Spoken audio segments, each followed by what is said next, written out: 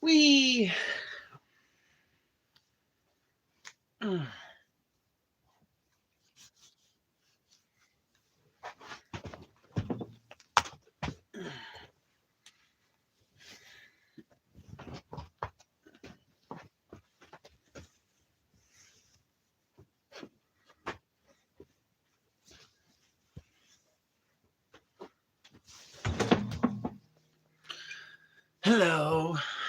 hello, everyone.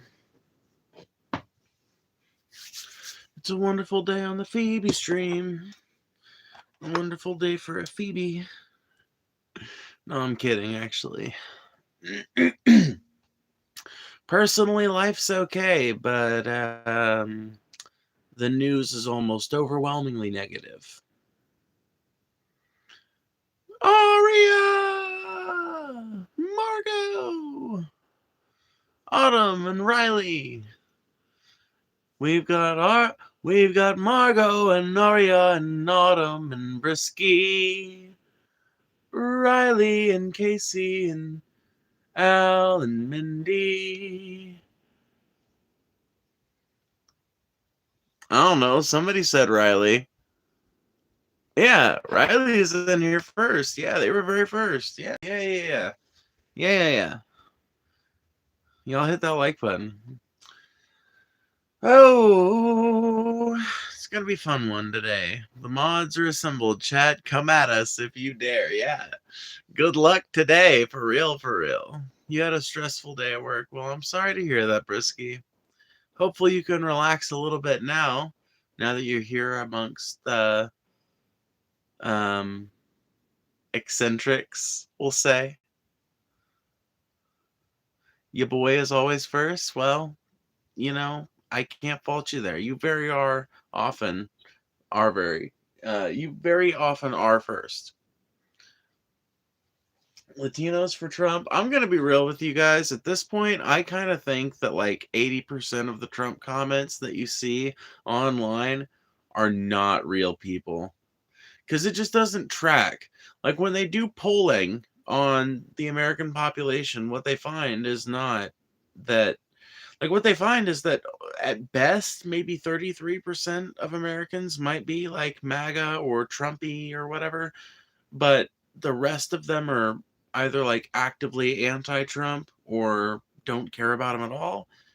And if you just listened to what you saw online, if you just like base your perception on the types of comments that flow through chats and stuff like that, you would probably think that MAGA is a way bigger movement than it is. But I really do feel like a lot of what you see online is just bot activity, fake engagement, basically. I didn't used to think so, but that's one of the things I want to talk about today. It's like, some people are saying that there's like a fascist takeover of America afoot. And I kind of think that, yeah, I mean, if they mean that, Trump is like engaging in a lot of the same like Nazi playbook tactics that Hitler used, then sure. But if you mean to say that like a giant movement of people is coalescing around that, I really don't think so. I am increasingly starting to think that there is some fuckery afoot when it comes to how the American people are led to feel about the presence of the MAGA movement. We're made to believe that it's this big thing, that people care about it, that tons of people care about it. But really, I think that I don't think any more people cared about it than ever. I just think that the people who always cared have decided to become a lot louder about it, have decided to become active in a way that they didn't used to be. But I might be wrong. It's a mix of bots and I think paid people from other countries. I don't want to say it's all that. I mean, there is definitely here's why I think it's worthy of discussion, because there is definitely an uptick in real people willing to use fascist rhetoric. And you can tell this because there's been an uptick in that kind of thing being said openly and recorded, and like that kind of like racist outburst used to be relatively rare. Like back in the day when that kind of thing, you would think it would have been more common. like racial dynamics meant that you really never needed to go on an outburst like that, right? If you were some like, privileged ass white person in the 1950s, chances were good that you never got to like the chance to really encounter a person of color that wasn't in a position of servitude under you. And as a result, the like atmosphere for such an outburst really didn't exist in the same way um that it does now, or at least it didn't exist in the same context. And for a long time after people started to feel you know more righteously about race issues, like after America started to desegregate and we started to pass civil rights legislation that protected the rights of black people, and we started to welcome black people into the halls of broader American culture. Um, fuck, what was I trying to say? What was the point there?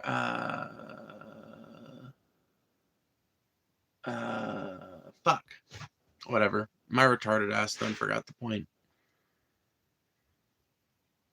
I forgot what the point was there. God damn it. I was going on about something and now I can't even remember what it was.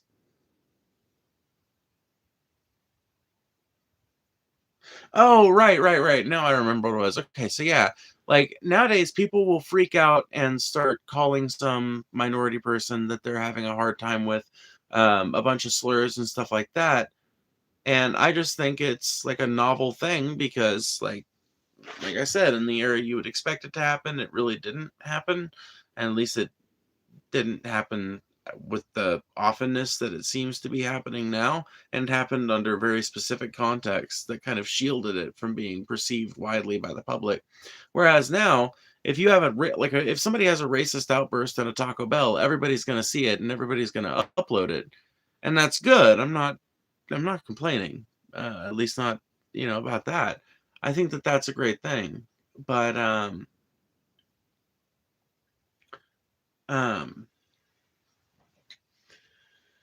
God damn it, I wish I wasn't so scatterbrained today.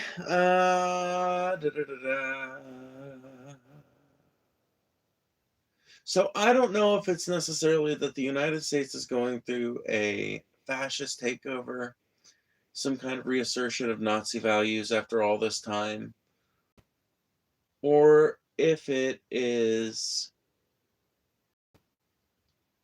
merely a reflection of an environment that allows people to record things way more easily, and an environment where people ultimately don't really have that much institutionalized power over one another unless they have some kind of power from a class sense. But even if that's the case, could that represent the front edge? I don't know.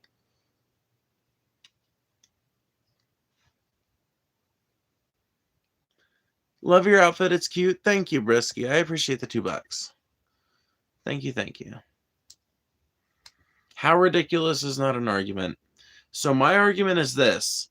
I think that there is a rising Nazi movement that is maybe not gaining numbers in terms of converts, but that is certainly gaining numbers in terms of the people willing to advocate for it openly.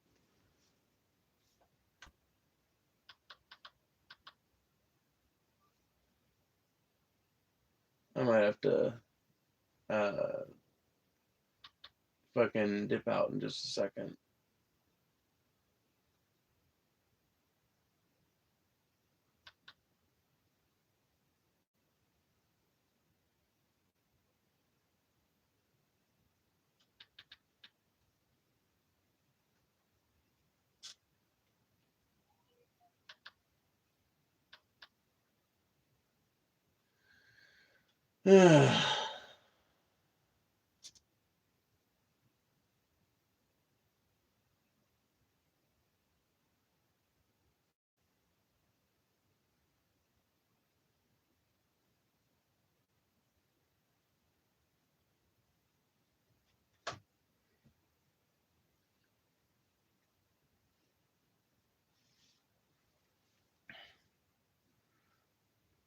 Yeah, I'm fine. I'm just. I'm kind of distracted tonight a little bit. Like, I know my mind needs to be in the game because there's big things that we should be talking about and lots of shit that actually matters that is, like, it deserves my attention and it deserves to be talked about. But I am just like, my brain is only half here, you know?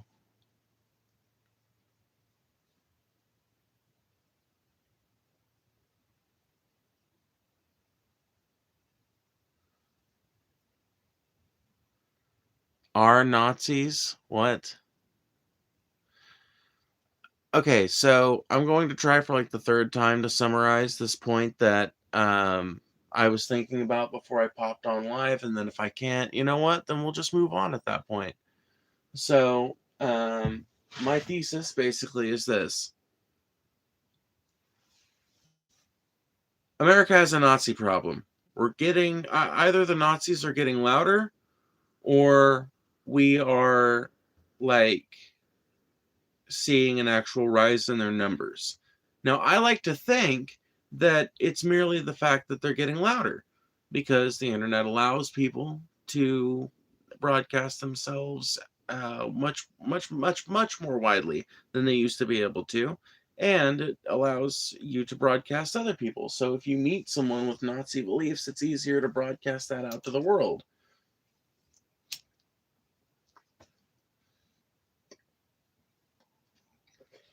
If you meet someone with Nazi beliefs that's willing to have a debate or an argument with you, it's way easier to post that for the whole world and to have everybody see it. Whereas 50 years ago, you would have had to convince some TV network to air it. The discourse is not controlled in the way the discourse used to be, and that means there is the possibility of an actual growing Nazi movement that could be real. However, the development of AI, the development of complicated and um, deeply networked, like, sedition farms. Basically, I don't know what else to put. Like, I don't know how else to put it, but basically, the rise of bot farms um, makes it also a distinct possibility that this rising tide of fascism that we're seeing, and I'm talking in terms of the people or people that are perceived to be part of the people, it makes it just as likely that it is complete bullshit. And I lean towards it being bullshit with a side of people getting louder about it rather than saying that they're actually gaining increasing numbers. Because if you look at the numbers that people with far right politics have been able to achieve, they're not great. Like, far right politics never do better than 25-30% of the country at best. At best. And that is according to recent polling. You know, like when they did polling about the Venezuela thing, it turns out only 25% of Americans agreed with the action in Venezuela. It was like it was like only 60% of Republicans agreed with them. So there was like widespread disagreement from within the Republican Party about Trump's handling of Venezuela. And that's just one example of how a far right policy has polled recently, and an example you can use to kind of elucidate exactly how many right wingers we might actually be dealing with in terms of the voter rolls of this country. But it's very interesting because if you looked online, if you read my chat, for example, you would think that we are days away from being completely overturned, like completely overrun by groypers. You would believe that we are days away from being completely overrun by fascists and Nazis. And I don't I don't think I'm prepared to like see even try and recognize that as legitimate, because if that's like real people, if you like allow yourself to believe that that's all real people, then you have to allow yourself to believe that almost nobody on the left really does much online engagement, which is a really fucking sad thing. It's one of the reasons why I think it's so important for me to do these live streams, is because whatever. If I do attract a conservative audience, well, thank God they're finally hearing some leftist arguments. Seems like the internet sphere is kind of devoid of that kind of thing, at least from regular people. I've been losing it over the recent events. Yeah, I have been losing it too. I don't like, I know what to make of it, but I really did not think I would see a return to this kind of policy in my lifetime. Genuinely. I kind of just assumed that America was done with its neoconservative era. I didn't know that we were about to start taking South American countries and annexing Greenland and bombing Iran and all this shit is coming to a head now because Donald Trump wants it to. Because the anti-war president has a ton to gain from that. Not just him, by the way. It's really not just him. The only reason I think Trump gets so much flack is because Trump is the first billionaire president that the billionaires have been able to get that is not just one of them, but that is willing to act completely and exclusively in their interest. Completely and exclusively. Most other presidents have at least had a passing concern for the will of the American people. Trump actively disregards it, as shown by him flipping off that factory worker in Michigan earlier today, by the way. A recent study showed that only negative 10% of men demonstrate any toxic masculine traits. Lots of hateful bots in chat. Only about 10%? Oh, okay. Yeah, see, I don't know, man. Is that based on a self-report? Because if it's based on self-reporting, you kind of got to take it with a grain of salt. Like, it would not surprise me that only 10% of men are willing to self-identify with their toxic masculine traits. But I've just known too many men. I've met too many men. I know for a fact that they're lying. There's no way. There's no fucking way. Homie, you need a hobby? As it turns out, I have lots of hobbies. Which one do you want to know about? I was playing Monster Hunter World earlier. If you want to talk about games, do that. I smoke weed. If you guys want to talk about, strains you love. Sorry, that's an inside joke. Nobody else is going to get it.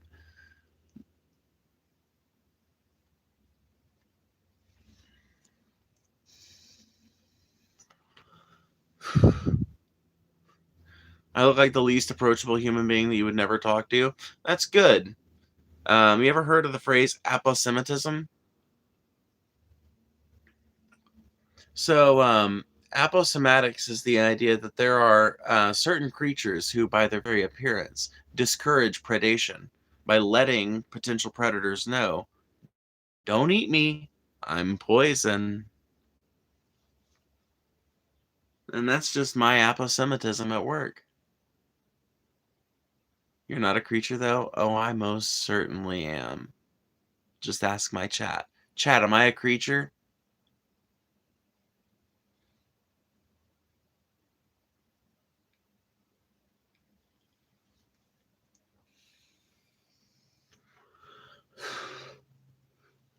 Good, bad, right, or wrong. Bestial or beautiful. A creature I most certainly am.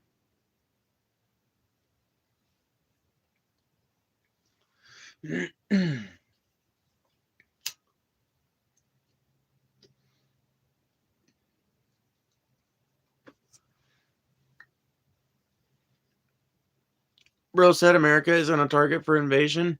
America is not a target for invasion. America is the great Satan. Like, and not to steal the Ayatollah's rhetoric, and not to agree with the Ayatollah. Think he's a horrible guy, especially for killing so far 2,000 people in association with these protests.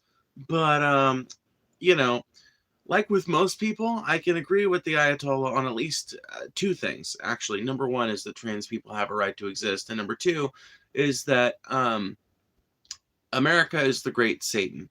We are the country that bombs. We are the country whose flag means not prosperity, but death. We are the country that wants to turn your country into a neoliberal shithole that destroys human life and turns it into profit. This is our intention. This is our goal. And this is the way we conduct foreign policy. This is the axiom by which we strive forward. Haters are mad because you guys hate yourselves too much to put yourselves in out there. Nice. I love it. Yeah.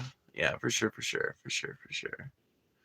Let me see here. I'm going to make the chat just a little bit more readable by making it subs only. So you'll have to subscribe if you want to keep chatting, which is fine. Literally, just do it. It's not going to kill you. Okay. And we'll set it 20 seconds. There we go. That should make things readable. Make sure you send a super chat if you want to make sure your comment or question gets read or answered. Otherwise, it's just luck of the draw, depending on what I read from chat. You play Marvel Rivals? I have it downloaded to my computer, but it doesn't run very well on my PC, so no. Oh, you're trans? Just do whatever you want all the time. Please do whatever you want all the time. What now? What? Huh? I'm not even sure what that comment is trying to say. Hey, thanks for that, bud. Or my condolences. You know, whichever's appropriate. Weirdo? Yeah. Guilty as charged there. Got no argument for that one. For sure, for sure. I'm definitely weird. We love you and weed. Aw, look at that. Triple Effect Media. Thank you for the $2 and the endorsement, you know. Thank you for the vote of confidence, as they say in Good Will Hunting. I trimmed up my bangs a little today. You guys notice? My comment was a South Park quote. Cool. Good for you. Why shouldn't America do whatever it wants? Venezuelans definitely aren't upset at what happened. Okay, I'm actually going to just like sit here and say this before I answer your question. Thank you for actually addressing the root of the question, because so many people don't even know how to approach a stance about American foreign policy that isn't just blatantly pro-America, that they don't even know what questions to ask. You are literally the first person in 2 weeks of me talking actively almost every stream about American foreign policy. You are literally the first person to ask me a question I can answer directly, and that this can be the start of a discussion. Okay, so let's go, right? Why shouldn't America do whatever it wants? Because actions have consequences, and actions on the global stage have global consequences. Us taking Greenland may be met with temerity. Maybe Europe will choose to let us take Greenland, or maybe they'll proffer some kind of deal with us, right? But what is more likely, given the sort of military buildup we've seen out of Germany, France, Spain, is that we actually get into an active war with one of these countries or all of NATO. And that would be devastating, because we're not going to use the nukes, and neither is NATO, which means it's going to be the United States, military bases and cities adjacent to military bases, areas with lots of infrastructure for building military equipment. People in places like that are going to be fucked as America gets the fuck bombed out of it by NATO. NATO is going to be fucked as different countries in Europe get the fuck bombed out of them by America. Canada will probably join us because Canada's a bunch of pussies. Not the people of Canada, but the government of Canada is, you know, pretty consistently pusillanimous. So they will join the Americans, as is their wont. And it'll be America and Canada. Will probably subjugate Mexico, but otherwise, you know, it'll be America and Canada versus all of the rest of NATO, which will be a sight to behold. You know, if you've been wanting to see what real action in the 21st century looks like, get ready. It's about to get real interesting in this fucking side of the planet. Are you a democratic socialist or a revolutionary socialist? I'm a rightist, but I know a ton about the far left. It's my special interest. So I call myself a market socialist in the near term and an anarcho-syndicalist in the long term. Evolution and natural evolution. Just like live in communities that are self-organizing, that are increasingly less needful of things like police, increasingly less needful of things like direct government oversight and shit. And eventually, we would have a society that is run not through the mandate of state force on any level, but rather through the collective mandate. The idea that if you piss off your neighbors enough, if you poison the food or if you do something unsanitary and don't make amends and fix the habit or whatever, like if you're making a problem for everybody else that lives in your little village or that's working at your co-op or whatever the case may be, then you're going to get exiled. And if it's bad enough, you might just get killed. But, that's a natural consequence of human beings having conflict with one another. I think that there's a difference between the mob executing someone who was just caught, committing some egregious crime, or who it's known for a fact that they committed some egregious crime. I think that there's a difference between that and some kind of anarchistic kind of, like anarcho-syndicalist future, like society that I think that there would be a difference between that and state-sanctioned murder as presented by the death penalty in the present day. But maybe I'm wrong on that one. It's one of those positions that always feels a little bit wrong coming out of my mouth, and that makes me feel like, in the interest of being intellectually honest, I at least have to tell you guys that. Don't trust someone who can't even figure out their own gender? I did figure out my gender 6 years ago. I am a transgender woman. I was born assigned male at birth, and I felt gross about the idea of being a boy my whole life. And when I was 16, I learned about transgender people. Ever since then, I've been learning more about my condition and about the condition of people like me. And when I was 21, I decided to come out and have been living as a woman ever since. It has been by far the best chunk of my life. And you'll forgive me if I haven't exactly been waiting around for your approval or disapproval in regards to how I shall choose to live my life.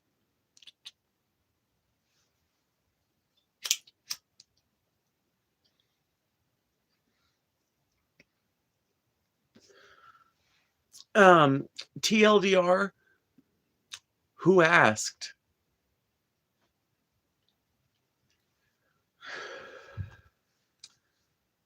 If that was too many words, let me shorten it for you.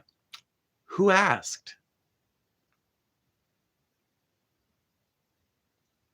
By the way, if you want to make sure your comment or question gets read or answered, send a super chat. That is the only way to make sure that it happens. Or you can donate through CashApp. That's in the description down below. Man, I sound like an old grandmother today, do I not? My vocal fry is off the fucking charts.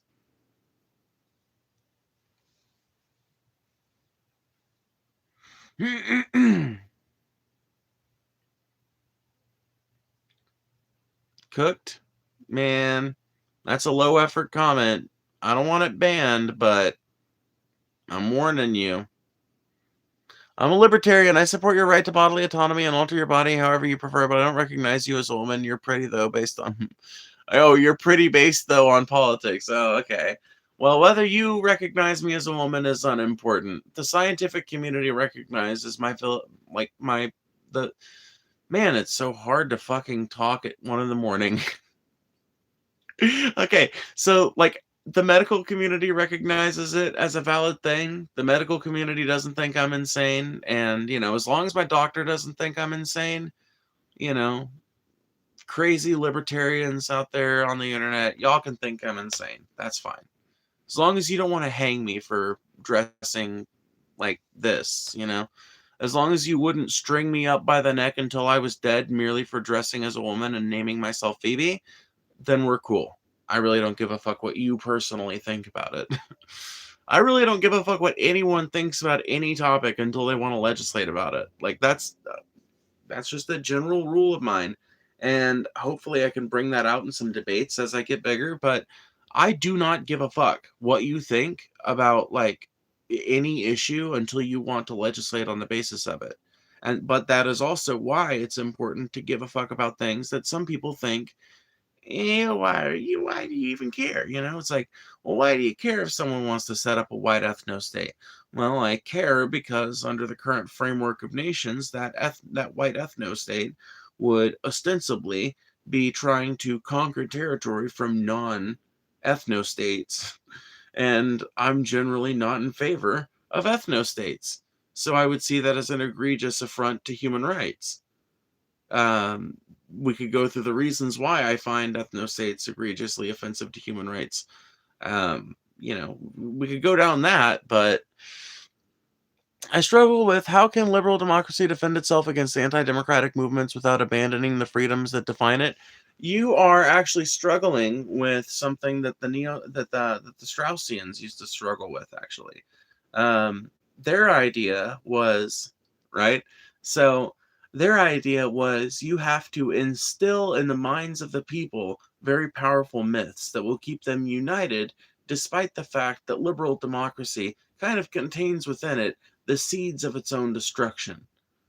I do not think that this is the answer. I think that the answer is to, like, actually, really to evolve past capitalism, because I don't believe that I don't believe that it's social adaptation and evolution in a vacuum that forms these relationships.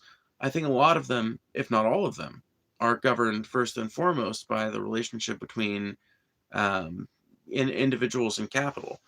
And I think that if we redefined that relationship, if we created a society that was truly egalitarian and that really put everyone on the same playing field, that did not feature some kind of owner class, right? Or that featured a weakened and weakened and weakened and weaker, right? Um, ownership class, then I think eventually we would probably see, like, a lot of these threats fall by the wayside as the causes of them, right? Because when people say that liberal democracy kind of contains within it the seeds of its own destruction, what they're talking about is the fact that liberal democracies, by their very nature, have to allow extremist right wing and, extremist, like, there are extremist left wing groups that are like anti civilization and shit. I'm not going to sit here and lie to you guys. You know, I'm not saying there's no extremism on the left. I certainly think that right wingers like to overrepresent the amount of leftist violence that happens. If you look at the statistics, it's all right wingers. But there are a few very ineffectual and often quite lazy, super hard extremist kind of eco terrorist types on the left, right? But I think that ultimately all of these extremist groups, right, are, in my opinion, a direct result of fundamentally flawed societies. And, fundamentally flawed societies that aren't really addressing their flaws either. Um, if you started addressing those flaws, if you actually started making meaningful progress on these issues, then I don't think you would have to worry about something like some crazy Nazi fascist movement rising up and taking over your country, because a crazy fascist right-wing movement can't take over your country if everyone is comfortable, happy, has a house, has the ability to engage with media and to engage with their friends and go to work and have something to consider work. Like, there are policies that we know for a fact lead to people being happier, and the happier people are, the less likely they are to engage in hateful bullshit. By the way, this you can empirically prove this in a number of ways, not just by looking at the happiness index and correlating with policy, but also by looking at things like look at a chart of cotton prices from 1850 to 1950, and then look at a chart of lynchings from 1850 and 1950. What you will find is that during periods of economic deprivation, so low cotton prices, right? The numbers of lynchings went up because white farmers and white sharecroppers saw a rising tension in the form of economic degradation, that they felt like this awful, I'm not excusing it, right? But they felt this awful um, impetus um, um, to, what's the word I'm looking for? God damn it. Project that, I guess, onto someone else. That's not really the phrase I was looking for, but whatever. point is, you look at those two graphs in unison, and you will find that as cotton prices went up, lynchings went down. As cotton prices went down, lynchings would go up. And the reason for that is because, well, poor and middle class white people in, well, mainly the Deep South, would like lash out at the black community anytime economic privation started to become part of people's lives. And the more it became part of their lives, the more frustrated everybody became, the more angry, the more apt they were not just to join these organizations, but to participate in their more violent actions if they were already a member. And the more likely they were to shield them from prosecution.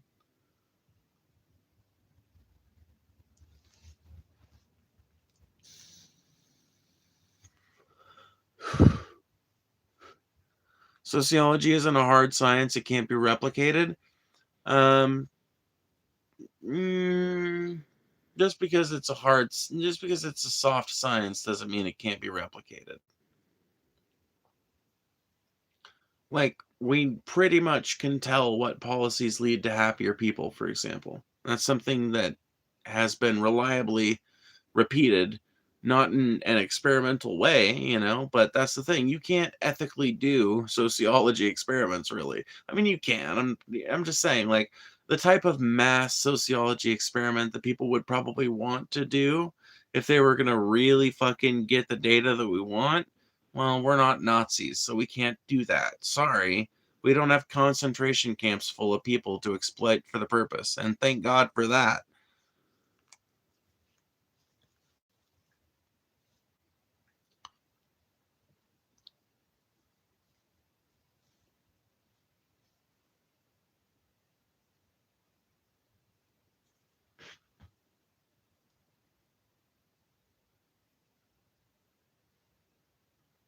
Yeah, dude, there is someone astroturfing as trans on here, and I don't believe them for a fucking second, dude. Like, literally, I don't believe that for a fucking second. Nobody that was actually trans would spell it Trance.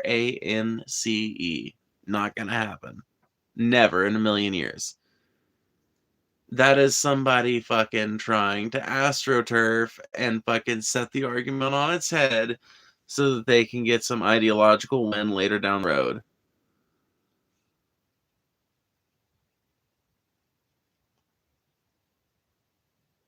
Trance music. Yeah, maybe they're talking about trance music. Maybe it's the ghost of my friend Margot.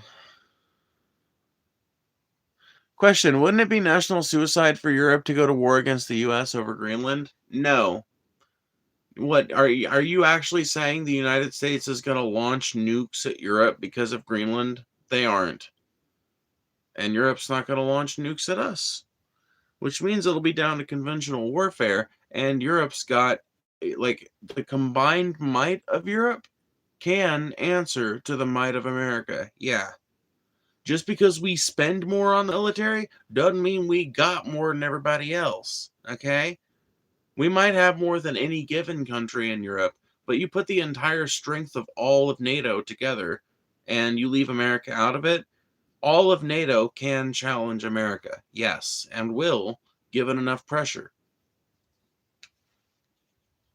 Not only that, but you have to remember, we have been pissing off our foreign allies for a long time, and we have ruled as really bad shepherds of the global peace for about fucking 80 years now. So there's a good chance that if NATO chose to set Greenland as a red line, and the United States chose to take it over anyway, that Europe and NATO, like, obviously, like, they become their own new thing, exclude America and Canada from it, and well, I assume Canada, because I just assume Canada's going to marry itself to us at some point in the next 2 or 3 years. But anyway, um, I think that there's a good chance that the EU and any NATO countries that were still able to participate in this like up and coming fight against America, I think that they would probably try and join forces with the Chinese.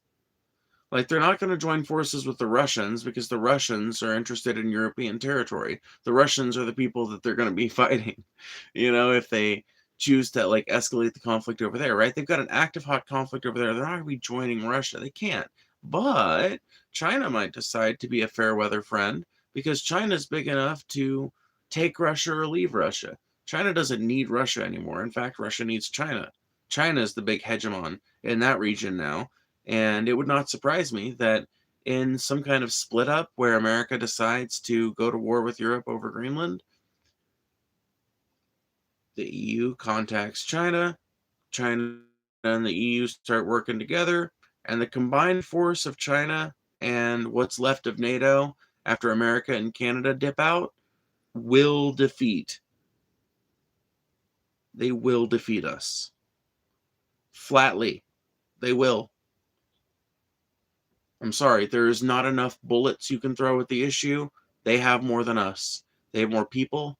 They have more soldiers. They have more equipment. They have more money. They have better fucking policies, and people think better of the Chinese now. So, call me a doomer. Say I'm crazy. I'm ready. Dude, I've been hearing it for years. It's fine. I'm ready. I get it. It's hard to accept truth when it's first told to you. But look for it over the coming years.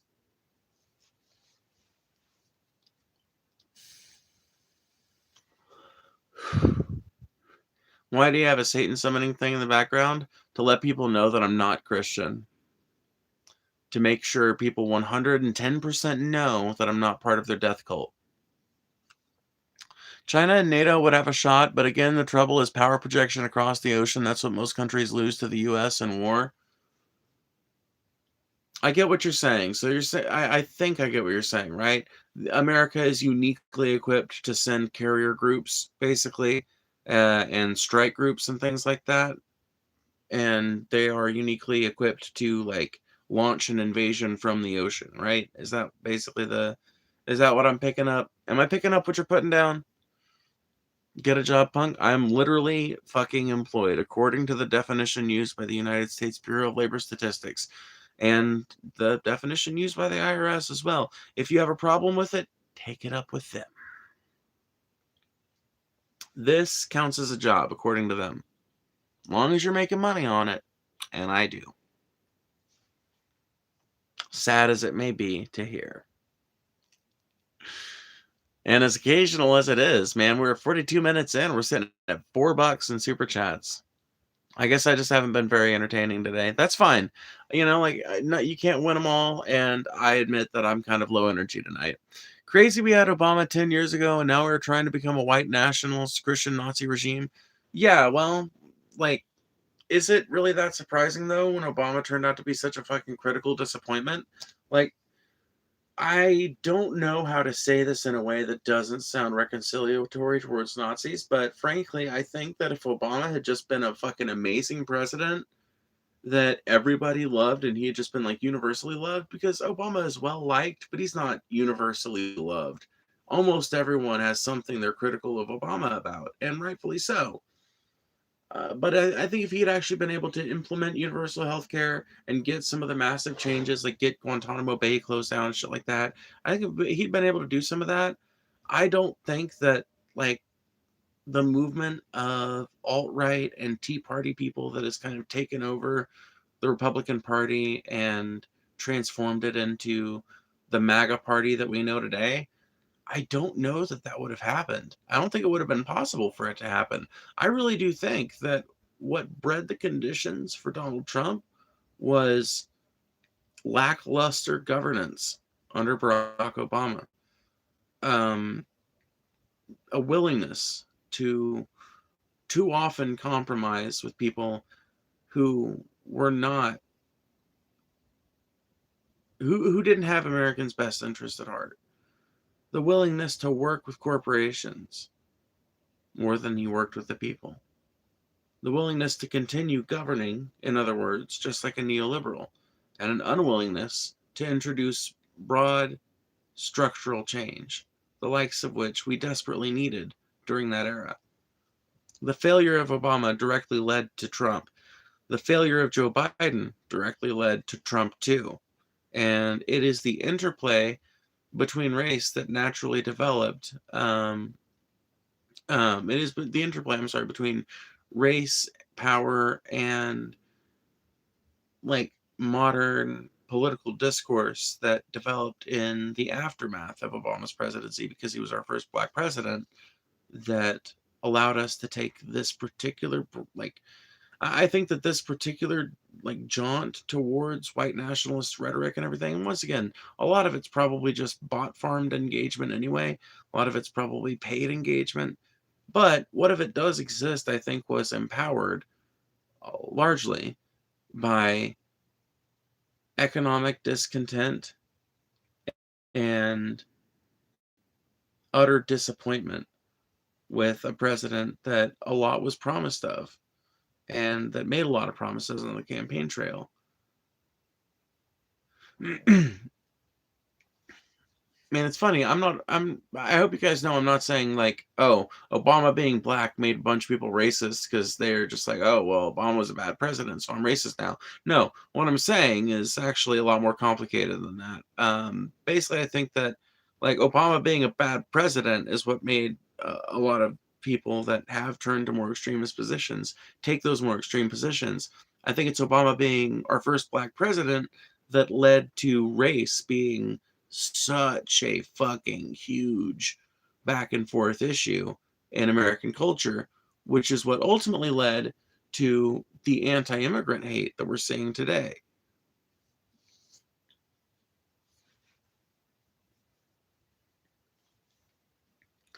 If Obama was better, we'd be better. We would be, though. Like, yeah, if we had had better leadership 20 years ago, we would be better off right now. Like, what are you talking about?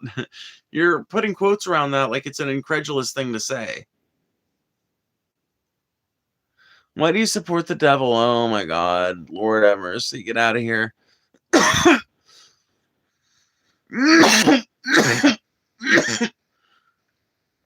What got you into doing this?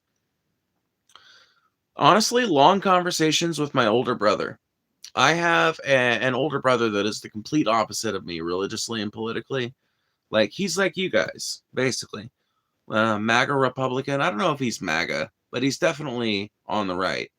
I would sometimes describe him as far right. Just depends, I guess, on the position.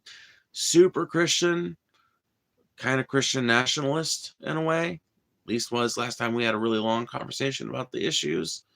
Anti-trans, all the shit. And I'm super far left, but for some reason, neither of us ever tire of a political conversation, or at least neither of us didn't used to. I think both of us now have less patience for it, but back in the day, man, back in the day.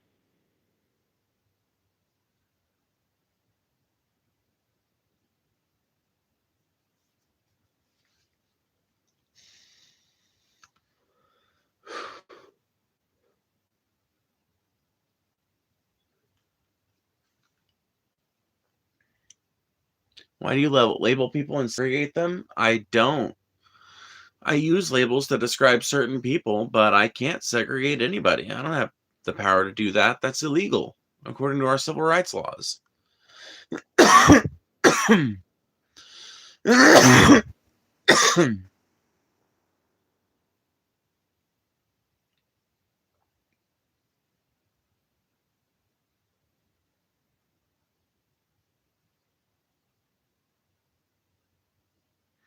Not gonna lie, I thought racism ended when Obama became president. Lamau, a lot of people did. A lot of people did. And ultimately, what it really did was inflame racial tensions. Not like, and once again, I don't think it has anything to do with Obama himself, really. Like, I want to be very careful to not make it sound other than how I'm trying to make it sound. But it's like Tupac said in Changes. I know it seems heaven sent, but we ain't prepped to see a black president.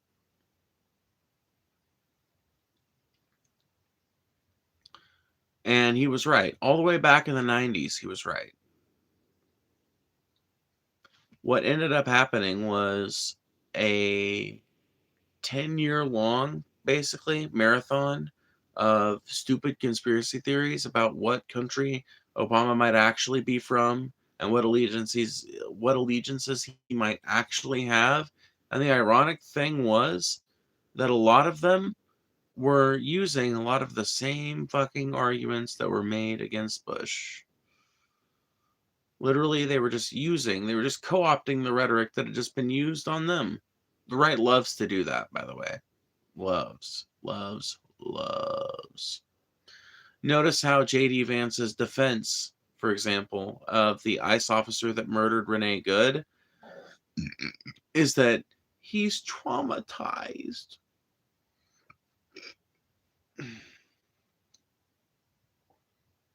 If you're a leftist trans woman and you have a freak out in public and you scream, "It's ma'am," at somebody, then you're a horrible person, and just, an evil bitch, right?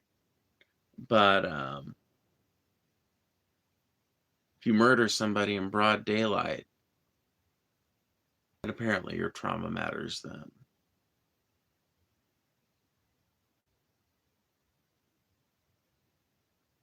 If you want to exclude certain people from your space because you don't feel comfortable around certain kinds of people, so you want a particular spot, like your room or a house of your own, where you don't have to deal with other people's bullshit,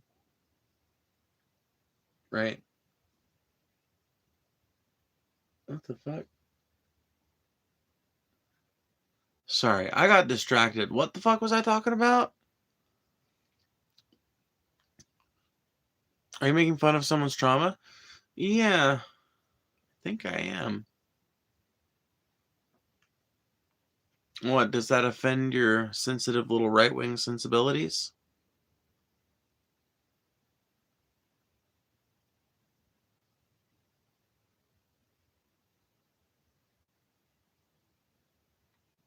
For some reason, it's fine for the right wing to endlessly make fun of people on the left for having trauma, for expressing something about it. But don't do it to one of their little heroes. I don't like that. Did my chat get deleted? Was there a better way I could have phrased it? I'm truly curious. I don't know if your chat got deleted or not. Let me read your chat history, I guess. By the way, y'all should send some super chats. We are doing shitty on donations tonight. Speaking of donations, if we get up to $100 by Friday, we're going to be looking over some old lolcow content from some Brett Keen orbiters. And if we make it to $200, I'm going to be doing a political compass test. So far, we are up to $48 for the week. So donate not only to have your comment or question get read or answered, but also to contribute towards that goal. If we meet either of those goals by Friday evening, then we will cover at least one of those things on Friday night stream, and then we'll do the other on Saturday. Or we'll do them both on Friday night, but we'll figure it out, You guys got to get us there first. May I ask why you do this? I vary on the different sides. What got you into doing this? Yeah, well, that's what I was answering, Jack. That's what I was answering.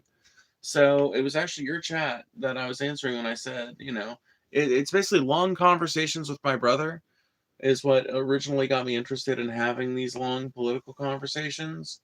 Like, he was the first person that could really fucking talk about that kind of shit with for like endless hours. And then I found other people. Gradually, I found friends that wanted to have those kinds of conversations. Gradually, I found communities online where I could hear those kinds of conversations being had, see them being had, have them myself in the comment sections and in the chats. And, there was this one particular group of content creators I watched for a very long time, from the time I was about 14 to the time, well, now I still watch them. Like, originally I watched, originally it was just I watched TJ Kirk, and was it as far as political commentary kind of creators. And then I started watching his podcast, The Drunken Peasants, back when that was like in full swing with the original cast. Then I started watching Paul Zigo's content. When they went over to Deep Fat Fried, I started watching DP and DFF. And to this day, I still pop into DP from time to time to watch and see what's going on over there. And I watch pretty much every episode of DFF that comes out. So that honestly has a lot to do with like why I decided to start creating like myself, because like ah, God. Because whenever I would like ask, not even me necessarily, right? But when someone in chat would ask in Paul's chat for like, hey, like what's some advice? Or even better example would be someone would come around complaining about the fact that Paul didn't have a job, right? Saying that creating content online and getting paid for it isn't work. And he would always make the same kind of point, which is, rather than sitting here complaining in my chat, if it's really that easy, then go make that easy money. Start off, your first video can be a response video to this one, talking about how easy it is and talking about how much money you can make and all that. Why not? Like rather than miring yourself in the muck of the endless fucking comment section, just go make your own content. If you hate the content so bad, go make it yourself. Or if you want to see something really badly, go make it yourself. And that kind of like frankness spoke to me in a way, because I was like, you know what? I have for years wanted to sit around and talk shit about politics for a living. So why don't I try it? Like, I can stream now. This was my thought. This was my thought process back when I started streaming, right? I thought I have enough subscribers to where I can actually start actively streaming. And maybe I don't go anywhere. Maybe I won't get any progress at all. But if I do, hey, that's awesome. And if I don't, maybe it'll be a fun little hobby. And so far, it's been a pretty successful venture. Hopefully, it'll see more success over the coming years.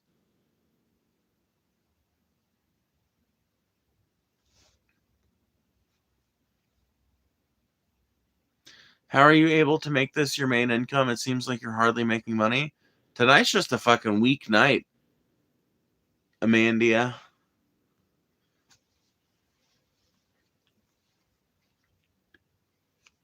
I only made $4 tonight. Yeah, I haven't gotten any CashApp donations or anything, so yeah.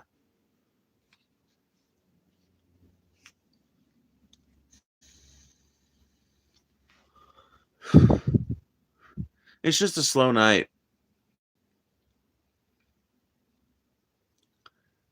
Imagine having 2 alt accounts on YouTube. There are people with lots and lots of alt accounts on YouTube. YouTube makes it very easy to make alt accounts. It's funny how the mods in here just delete everything not agreeing. No, they really don't. They delete things that are unoriginal, uninteresting, and badly typed. If you type like a chimp, we're not going to let your comment just slide on by like it's worth reading, like it's worth anyone's time. If you are just repeating the same endless channel meme that's been said a billion times and not making it funny or interesting in any way, you're going to get clipped. Sorry. And if all you have to say is, you're a man, or Jesus loves you, you too will not be spared from the banhammer. But everybody else, all forms of disagreement, all forms of cursing, all sorts of hateful, vitriolic shit is allowed to pass in these comments.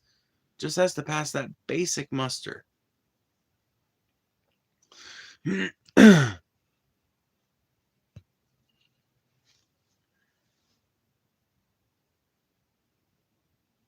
What a bum. Get a life. Chat is just mods. Literally 229 people watching. Literal hundreds of people typing in chat. Chat's going by every second despite the fact that it's on sub modes. But keep coping, little bro. Keep coping. This shit's so weird I need to go to bed. You do. This is an 18 plus only stream. So kids need to go to bed. After you've done your homework. Okay? After you've done your homework. Turn the 3DS off. Okay? clap that clamshell shut, put it on the charger, and go to sleep.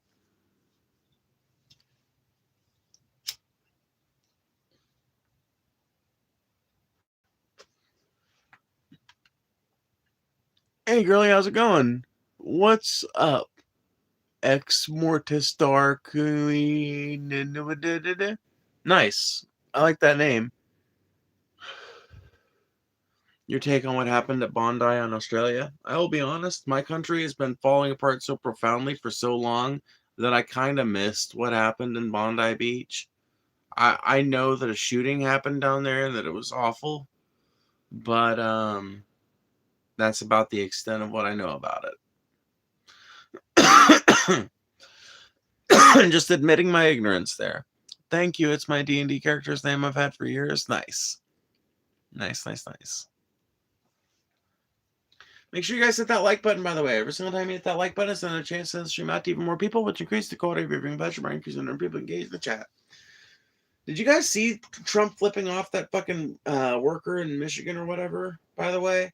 Like, the utter disregard that this dude has for the people that he's ostensibly supposed to be representing as president is absurd. And I don't think I've seen it from a single other living president, ever. Like, I can't think of a single one. Joe Biden was incredibly reconciliatory towards Republicans. He basically is one. He's basically a Republican in a blue tie. Obama certainly was never that cruel and harsh to fucking Republicans. Like, whatever. If it was just a regular dude, you know, if it was someone in Trump's entourage giving him the finger, I would still think that that was, like, unprofessional. But maybe I'm wrong, but it, to me, feels like it should rise to a different level when it's the president. Because if a cop is supposed to be on their best behavior because they are a representation of state power and because they are supposed to be even more subject to the law than the average citizen is, then how much should that apply to the president, the person who's supposed to be the basic example for executive power and influence in the country? Surely he should not be, you know, excluded from any law. Surely he shouldn't be immune from any kind of cultural perception either, really, because law has not been violated here, but it's cultural perceptions, right? How would it look if a cop flipped somebody off, right? There's a reason why cops aren't allowed to flip you off on duty. There's a reason why cops who flip people off on duty get fired. It's one of the few things you can do as a cop to get fired, is flipping people off on duty and tell them to go fuck themselves and shit like that. Why? Because it's conduct unbecoming of a police officer. Why? Because it denigrates the trust that the public has in the fucking police. And why is that important? Because the police are the enforcement arm of the will of the state. Mentally, I'm still inside of Shoney's. Oh man, I've been there so many times, Riley. Inside, but not there. Inside, but not there. I would probably laugh because I have a great sense of humor. I don't even know what you're responding to, but good for you. Both sides are cooked? Yeah, I mean, pretty much. If we're talking about electoral sides in America, then yes, both sides are cooked. You've got the Democrats, which basically their strategy is, let's just let Trump be as much of a fuck up as he wants to be until the midterms, and then we'll just rise to power on a blue wave, which I personally hope we manage to turn into an independent wave or a third party wave, but we'll see. We'll see what happens. The Republicans are actively trying to destroy the country to the greatest extent that they can before they lose congressional power in 2026, or I'm sorry, later this year, which I think is pretty much an inevitability. I mean, they are polling so badly. So badly. I miss the days when cops were something a lot of people wanted to be, not fear. Yeah, I do too, you know. I was raised in that kind of environment. It was not until I became homeless and was living in a minivan that I learned to fear the police, that I learned just how deep the boot can really go.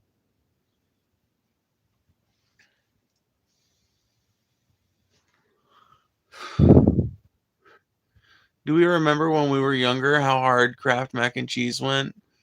I personally have never thought Kraft mac and cheese was good. Even when I was a kid, I thought that shit was garbo.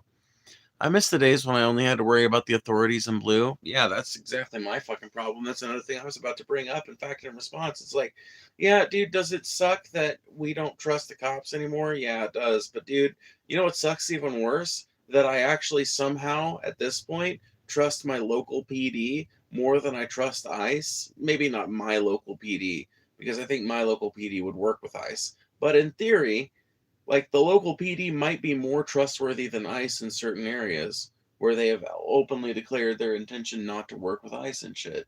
And it's just like, you already can't trust some of these motherfuckers. Like, we're talking about institutions that have already had the public trust eroded from them that are now facing higher degrees of public trust afforded them than afforded ICE merely because they're not them. And they aren't nearly that fascist. They can't be. Random question, are you Jewish? No. I do have an incredible amount of sympathy and empathy for the Jewish people, though. I've met quite a few Jews, and every single Jew I've ever met has been a fucking normal working class person. The richest Jewish family I knew had like $150,000 in debt. So, like, I don't know, man. You know, like, they were well off, but they were nowhere near rich, and they were certainly nowhere near anywhere even close to fucking ownership class.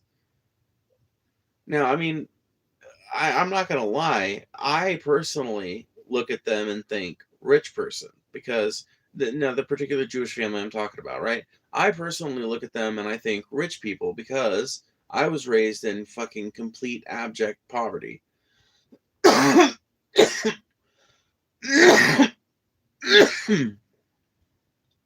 Having land that's actually desirable to me is like rich people shit. Having a house that is like an actual house and not just a trailer to me is kind of like not necessarily rich people shit on its own, but it can be comorbid with other factors, you know. And the ability to amass that much debt to me is like rich person.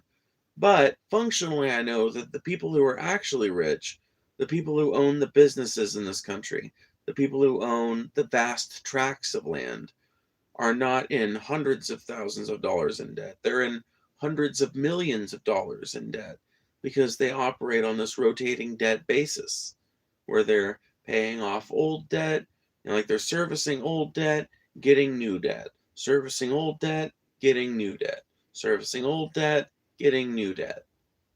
Whereas the family I'm talking about really is just like the dad was just kind of, flippant with credit cards, really. Not like overly flippant with them either, just like not really that proactive about actively paying them down and paying them off, One of those people that had a high credit limit and would allow himself to go a couple years just paying like $10 more than the baseline payment. It's like, yeah, I'll pay a little bit more than that. And that's just not. But once again, that is the mark of a working class person. One of the many marks of a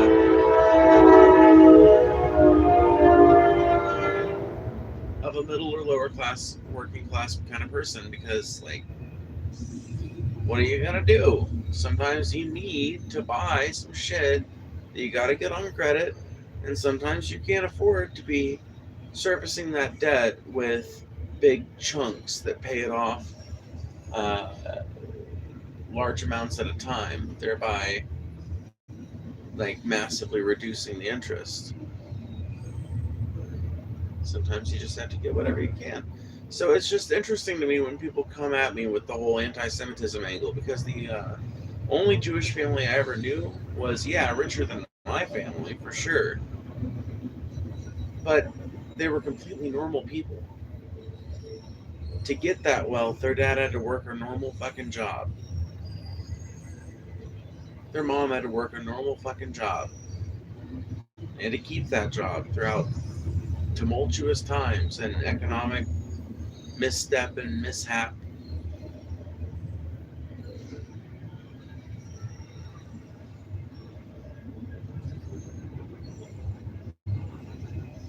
Oh man, I'm tired.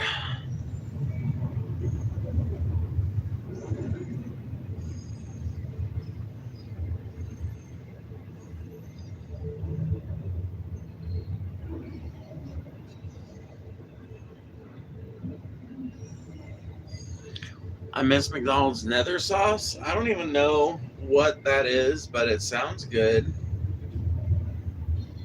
I'll be real with you guys. I think sometimes they're just putting different fucking labels on this shit. Like the Szechuan sauce, I am not convinced that Szechuan sauce was any different from sweet and sour sauce. I remain unconvinced.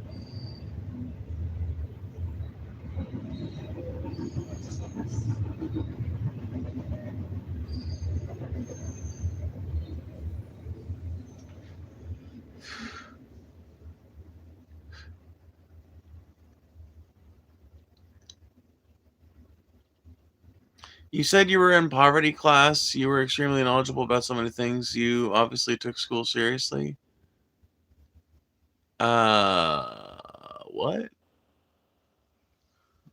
No, I didn't say I was in poverty class. All right, kids, welcome to poverty class. No, but like, I was raised in abject poverty. Yeah, yeah. In terms of my class relationship, that's where I come from.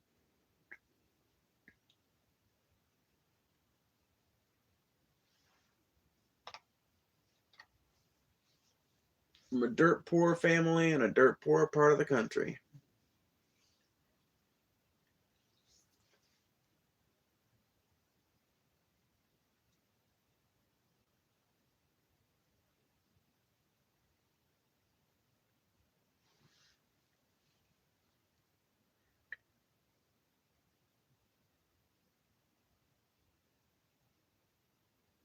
Going to McDick's for Milan Sauce 2017 when I was living it. It sucked, but not as bad as 2026 sucks. Oh, I would go back there in a second. Oh boy. Oh, take it all back. If only I'd known, man, if only I'd known.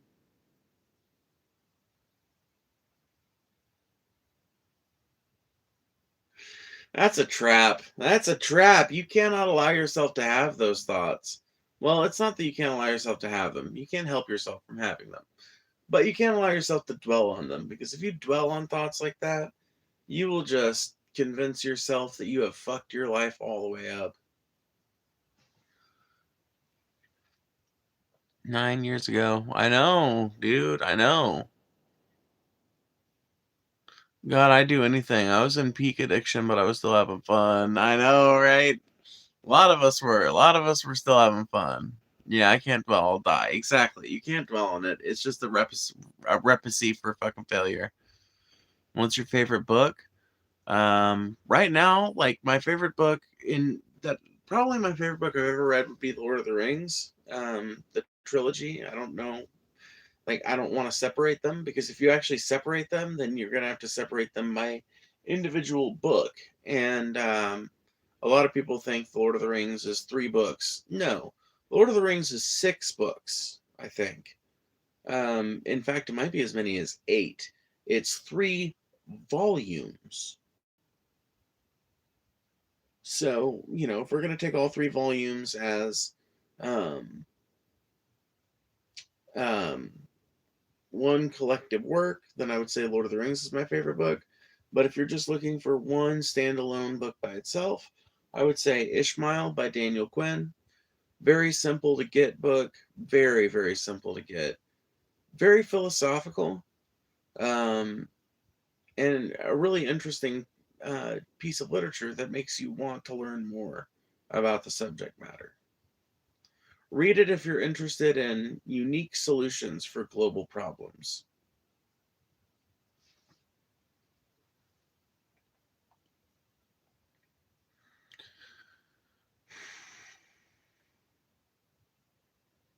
I feel so dumb because my favorite books were probably the ones I read in middle school because I haven't read any since. LMAO.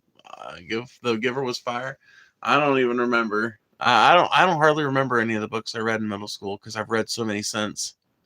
See, it's funny like how those two things work. Like, I've read too many since then, so I don't even remember. Like, I read Number of the Stars in like fifth or sixth grade. Man, I couldn't tell you what Number of the Stars is about. I know it's about the Holocaust. I know that much.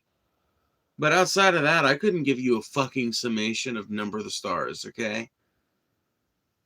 Nor could I really give you much of a summation about Eli Wiesel's Night. But if you want me to tell you about the opening chapters to Howard Zinn's A People's History, or Ishmael by Daniel Quinn, or fucking any of the many books that I've read in addition to those. No, I don't know. Like, let's see, what else did I read over the past couple of years? I read The Tao, read the Communist Manifesto, or at least I got most of the way through the Communist Manifesto. I'll be honest, about fucking 75% of the way in, I started feeling like, you know what?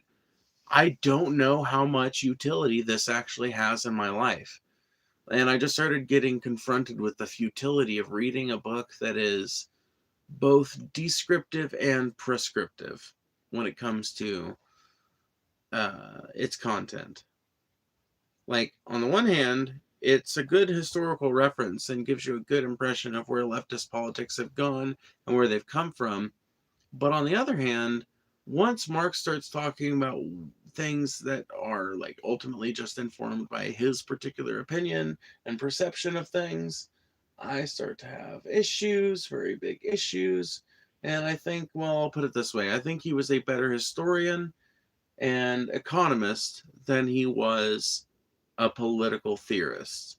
And that's not to say that he didn't come up with some good shit, like from each according to their necessity, to each according to their need, or from each according to their ability, to each according to their necessity.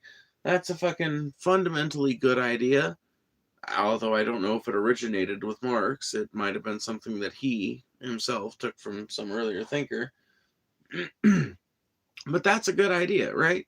But this idea of the lumpen proletariat, for example, is one that I've always found a big problem with.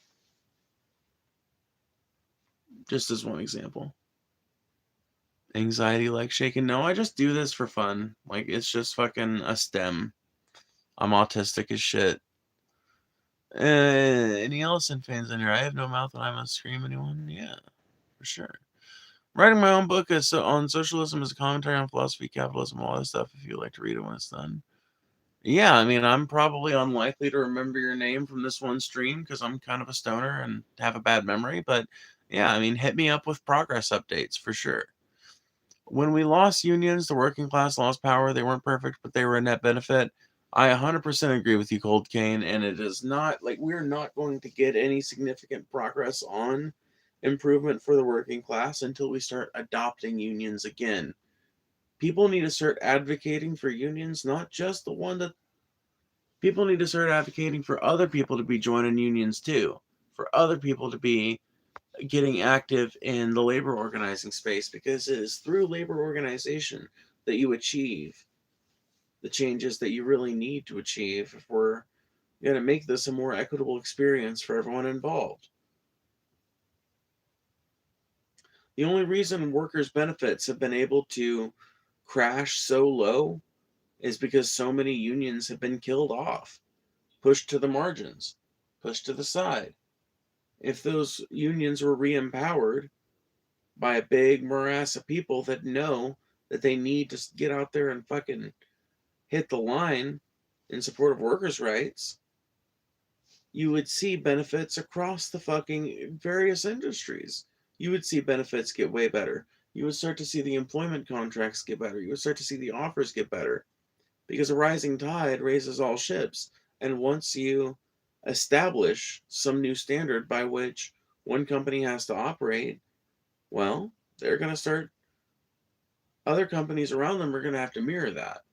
If you get Walmart to agree to a contract where you're going to be paid $15 an hour, then Walmart's competitors that would hire the same kinds of people need to hire, they need to either pay at least that much or have the difference be covered in terms of some other benefit.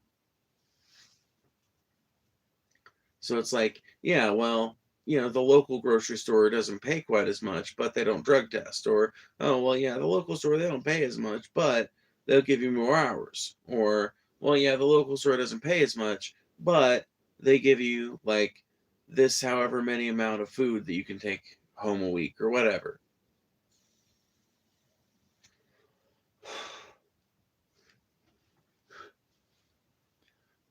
Thank you, Jack Sparks, for the $5. I appreciate it a ton.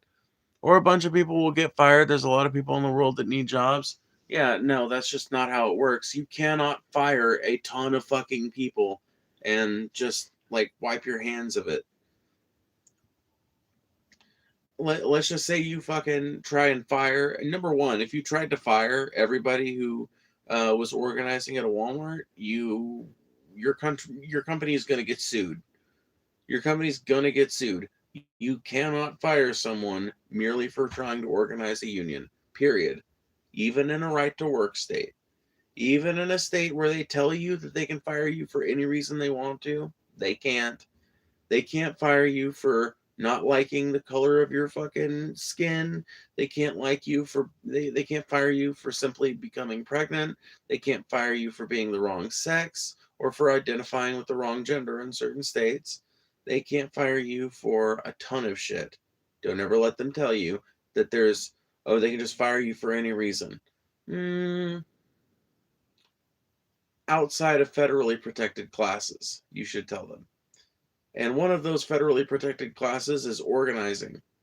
You cannot be fired merely because you are a union organizer, nor can you be fired for engaging in union activity. Well, for engaging in otherwise lawful, otherwise productive union activity. Like, you can't endanger the factory. You can't endanger your coworkers or anything like that.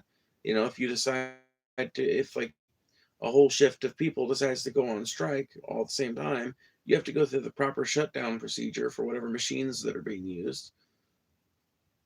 You can't just cause wanton damage to property and all that. That's not exactly covered in the contract.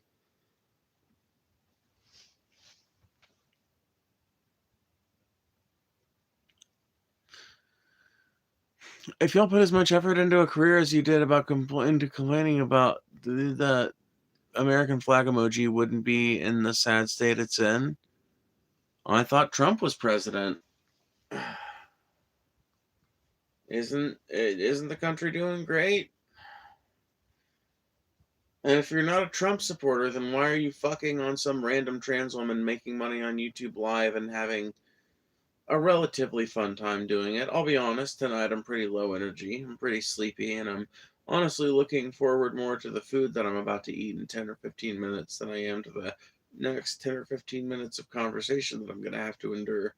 A lot of that, to be fair to me, is due to the participation from my chat not exactly being the most stellar tonight. Really hasn't left me with a whole ton of material that I can use.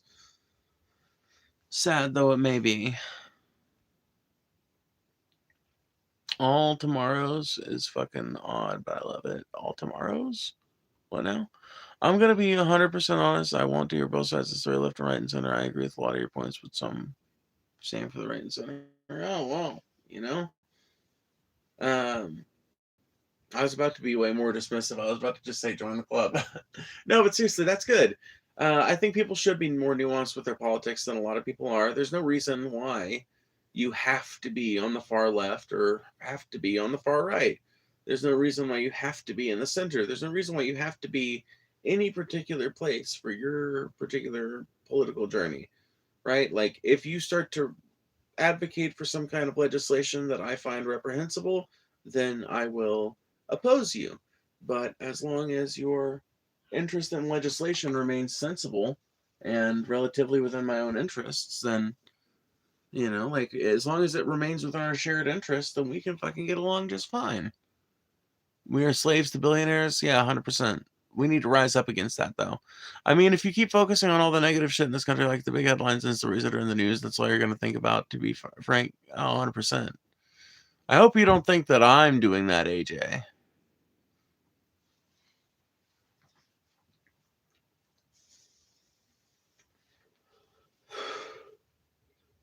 I mean, I will be honest, because it's kind of my job, I do pay a lot more attention than, like the average person does, probably, to news and politics. But it doesn't bother me the way it does a lot of people. It doesn't, like, leave me feeling horrible. The reason I feel kind of like, right now is, like, A, I'm tired, for personal reasons, and B, because I'm kind of depressed. And I think that is just, a chemical reality in my head. Sometimes I am depressed. And it is what it is. I'm not, like, crying. I'm not about to shed tears or something like that. I'm not sad. I'm just kind of, here for the ride, I guess.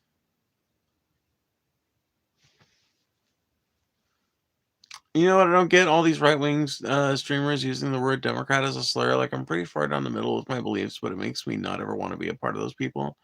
Yeah, like, how, like, that's the thing.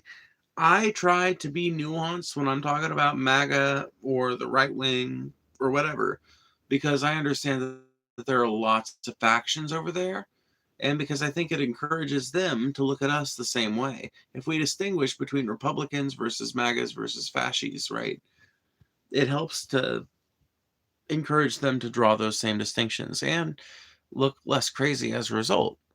Like, my stance on Second Amendment is a lot more conservative than a lot of others, but if I say if I'm legally a Democrat, I'm a demon. Right. That doesn't make any sense, though. Like, your positions and policies should determine where on the political spectrum you fall, not your voting registration. Do you agree with what happened to Charlie Kirk? I believe you might have different views. Not sure. No, do I agree with it? No. I don't think that somebody should have shot Charlie Kirk in the neck. And I'm not going to say he had it coming, but I'm also not necessarily shedding any tears about it, because, pretty hateful dude was stirring up more tension at an already tense time in an already tense country. And, it, like, let me put it this way. There's a reason why nobody's ever tried to kill Larry King. All right. Can we just leave it at that, friend? There's a reason why nobody's ever tried to kill Jake Tapper or, Larry King or whatever. And it's because if you choose to roll around in the muck of, like, calling people demons and calling people, like, chronically uneducated for merely being black, and, like, constantly spreading fucking weird racist anti-fucking, like, if you're constantly a font of hatred, then, you are going to gather hatefulness to you, and it's not just going to be from people on your side. And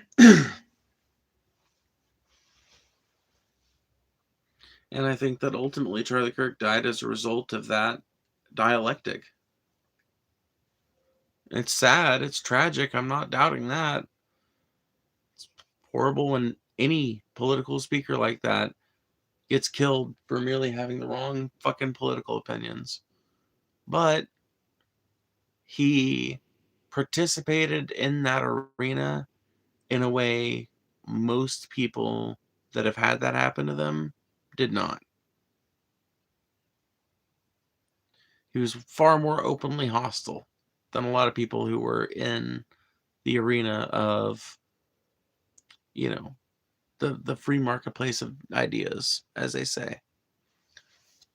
Phoebe does not condone the murder of Charlie Kirk. Yeah, exactly. I don't. I thought the whole chat would start to say they were Charlie Kirk too, like a lemonade mouth. That'd be funny. Very true. Not he deserved it, but he put himself out there in a country where guns are everywhere. He knows it's a possibility, but chooses to do it for his cause and his faith, and he kind of knew, Sanjay Gupta isn't going to walk out to his car on fire. Yeah. Well, my thing is, I don't think he deserved it by far. I think it's a horrible fucking tragedy, and I think it was ghoulish of people to be making fun of him after he died. But let's not divorce Charlie Kirk from the rhetoric that he was known for. I don't think he would want you to, for one. And for two, I think it's relevant when you're talking about the context of his assassination. What does the term Nazi mean by definition? Because the English language allows for its grammar to be twisted and skewed from their original meanings. Yeah, so originally Nazi referred specifically to members of the National Socialist Democratic Party of the National Socialist Democratic Party of Germany, I think, the NASDAQ or whatever. um, by the way, it's important to point out that merely because the Nazis used the socialist in their name does not actually mean they were, in fact, socialists. They were actually like akin to state capitalists, if anything. But that is perhaps a bit of a split hair, right? But originally, Nazi was shorthand for a member or party official of the National Socialist Democratic Party of Germany. In modern day, it is far more common for Nazi to be used as shorthand for anybody on the hardcore far right of America. It's a pretty broad group and can include Christian nationalists, white nationalists, Christian white nationalists, and sometimes MAGA people.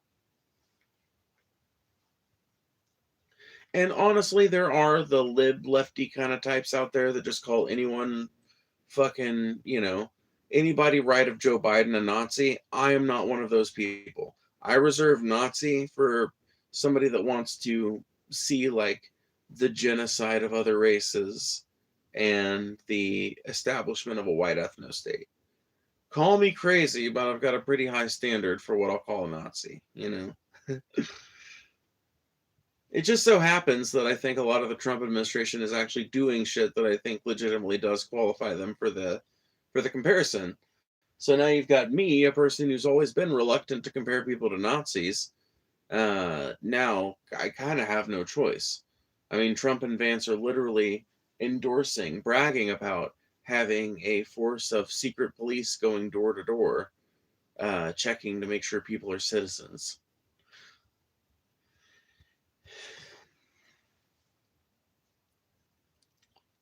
Sounds like bias? Yeah, I'm 100% biased. 100%, yeah, for sure.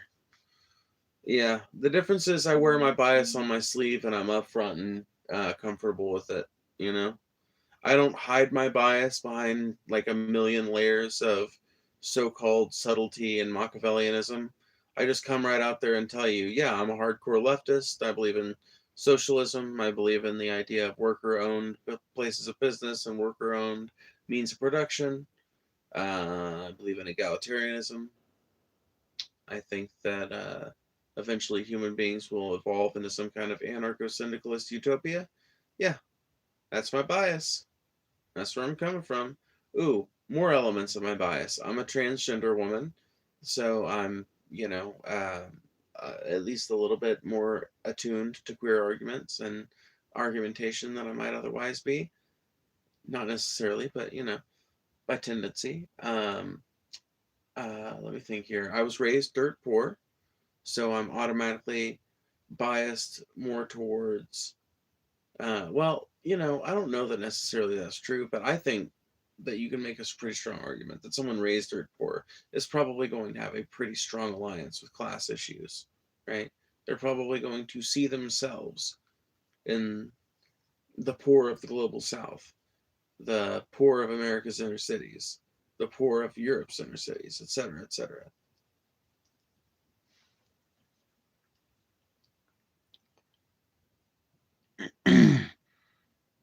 Yeah, I do take a side. What's wrong with taking a side?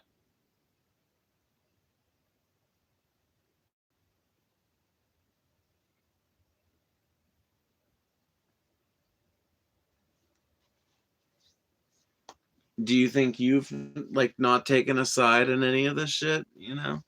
Do you think you're just aloof and above it all? Maybe you are. I've never met someone like that though.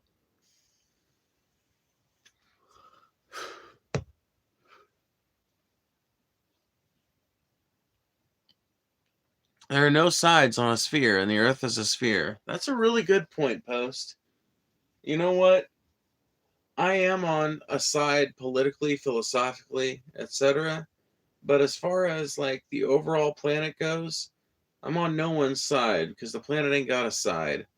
It's got one surface. It's a big old sphere. Well, spheroid. Oblate spheroid, I believe, is actually what it's termed.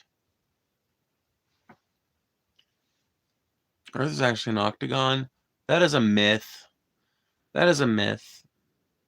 Earth is a flat hologram. More myths. What is your opinion on no hormones before the age of 18? That it is an unnecessary limitation on medical science, considering that the Dutch have pretty roundly proved that sometimes that is actually the appropriate course of treatment. Look up the Dutch protocol in regards to trans people. Learn all about it. What if I'm a flat earther? I'll forgive you, Taylor. You don't think that fucking NASA ever went to the moon either. It wouldn't shock me if you were a flat earther, and I would love, like, I'm not gonna, my opinion will not change of you because of that. You're just one of those people. I frankly would not be shocked if one day you woke up and told me that you think that the fucking lizard people rule the planet. Yeah, I would be like, well, she always was attuned to those conspiracy theories. I'm just I'm just not. It's okay, Taylor. You're among friends here. My dad thought that. I remember. I remember. I remember. Dude, your dad was such an interesting character, man. God damn, your dad was a fucking interesting character. Man. Um Definitely the most racist man I ever knew. But also like a shockingly generous guy sometimes. I'll never forget the bitter sorrowness of the moment I told him how much I owed on the car when it got repossessed. I'll never forget the cold chill that went down my spine and the defeat that I felt when he said, "Oh, 1,500? Well, that wasn't even that much. I wish you would have just told us about it." I was like, I could still have my car? I didn't say it, but, you know, although I will say I still appreciated the fact that he was even willing to say that. And he helped us out in a number of ways as time went on. Like he was a very complicated guy from what little I got to interact with him. No, my dad thought that lizard people were real. Never asked him about the flat Earth stuff. Yeah. Taylor's dad unironically thought the lizard people were real. Thank you, Margot, for the gift membership. That was very kind of you. He gave me change for my birthday. That is so fucking awful. That is goddamn awful. See, this is what I mean by he was a complex person. Because he would say shit like what he did to me, but then he'll give you change for your birthday. It's like, make it make sense. Or he'll fucking like, like he was just a weird duck. Cause like, you remember when we like asked to borrow the lawnmower or something, and I don't know why, but he just ended up mowing the lawn for us, and we just kind of like discovered that mid you know, like mid-coitus, basically. Like, we just, like, figured out, you know, in the moment, like, oh, our lawn is being mowed. Oh.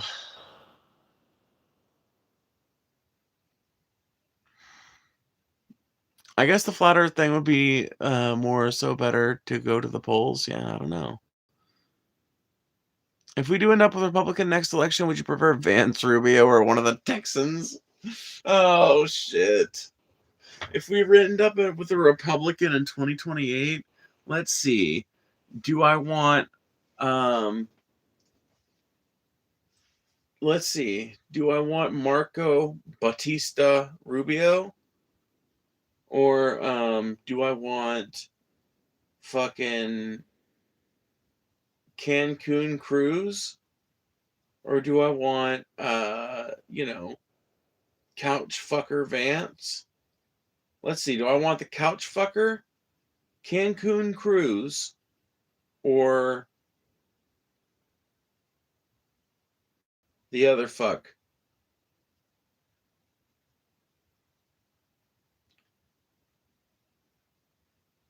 Not thrilled. No. I think I'll pass on this one. I don't know. If I had to fucking pick one of them, you know who I want to run for the fucking Republican ticket? Fucking Jesse Ventura. If Donald Trump can break the party from being neocons into fascists, Jesse Ventura can break him from being fascists into being some kind of crazy lefty party. Fuck it. The Republican Party has completely given up on its founding principles. Why not just become some kind of crazy socialist party? No, I don't know. I guess one of the Texans, dude. Like, let me tell you, I want whoever's going to be easiest for whoever the opposition is to defeat. I want the weakest Republican candidacy possible. And that would probably be Ted Cruz. Yeah, it'd be Ted Cruz. Ted Cruz has no charisma. Ted Cruz's message is an old school message that sells with way fewer people. There's a simplicity to Trump's speech that Ted Cruz is unable to match, despite repeated attempts of trying. So, he'd probably be the easiest to defeat. At least want Vance over Warmonger, Rubio, or pure social issues of the Texans, plus there's tech stuff. I mean, Vance is probably the least harmful of them all. I just don't find him to be a very enthralling politician. No, neither do I Ted Cruz, though. Really, you know, if you want to like talk like who would have the best chances of winning, I really don't know. I don't think we know yet. Like, we don't know yet who's going to be the big star in the Republican Party come 2028. And we're not going to know until a couple of months beforehand. We aren't going to know until that summer. Summer of 2028 is when you'll find out who's going to be the big players in the Republican Party. Maybe summer of 2027 is when you'll start to see some of them emerge. But we're going to need to wait to get to the midterms and see what the elections kind of, you know, to see how they pan out there. And then we're going to have to wait and see. Like, there's just so much of, like, so much. It has to be wait and seen.